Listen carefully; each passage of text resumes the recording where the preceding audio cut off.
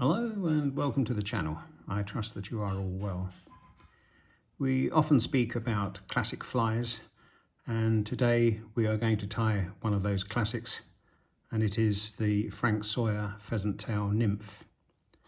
Now this fly has been around for about 70 years, and Frank first mentioned it in his book in 1958, and I imagine it was around for a few years before that. There are just two materials, cock pheasant tail and copper wire.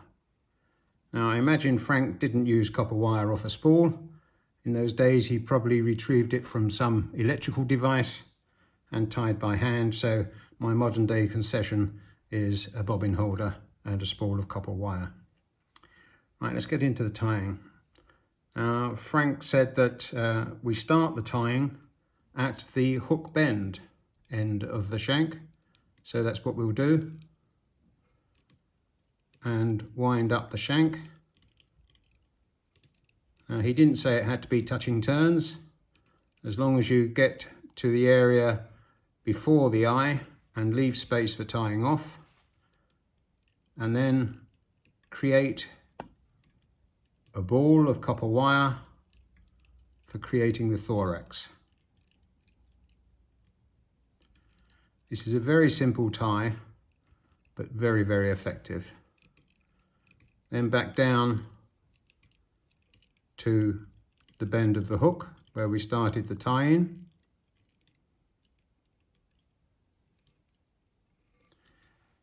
Frank prescribed in his book just 4 fibres of pheasant tail. So that is what I'm going to pull off, just 4 fibres. And if you pull them just to 90 degrees, you should get them all leveling up on the tips. I've got 5 there, so I'll take one out, I hope. There. And there they are, leveled up. Take those off. I'm just going to trim up the butts. Now Frank prescribed a short tail to the nymph, so that's what we're going to tie in, a short tail of the pheasant tail fibres, like so. I'll pull that to length. There. Now Frank didn't wind the fibres up the shank, he wound them around the copper wire, so that's what we will do. Hopefully the fibres won't break, and nor will the copper wire. It does happen sometimes.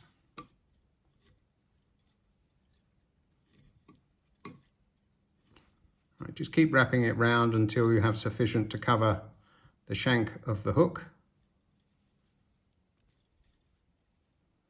Right, and then wind it on the shank, like so, over the thorax. And when he got to the eye of the hook, Frank released the fibres, like so, and tied them down with one wrap.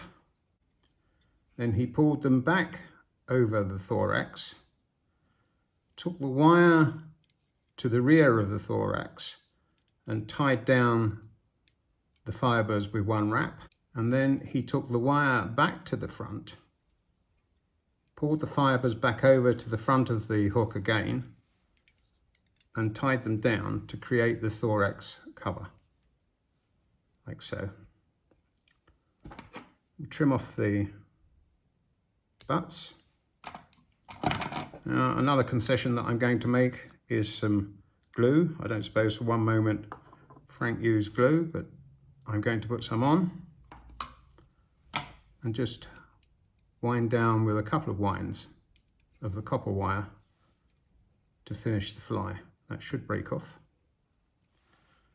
And there you have the Frank Sawyer pheasant tail nymph. It's a terrific nymph.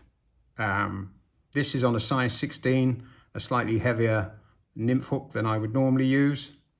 And of course, in a size 18, it's also good as a dropper because it's got the extra weight in it. And as you can see, there are no other adornments. Frank realized that when these nymphs were swimming, their legs and their gills went flat to the side, so they became very streamlined. And that's what he's trying to do here, make a streamlined nymph. It emulates the lake olive or any small olive, and it's been very successful over the years.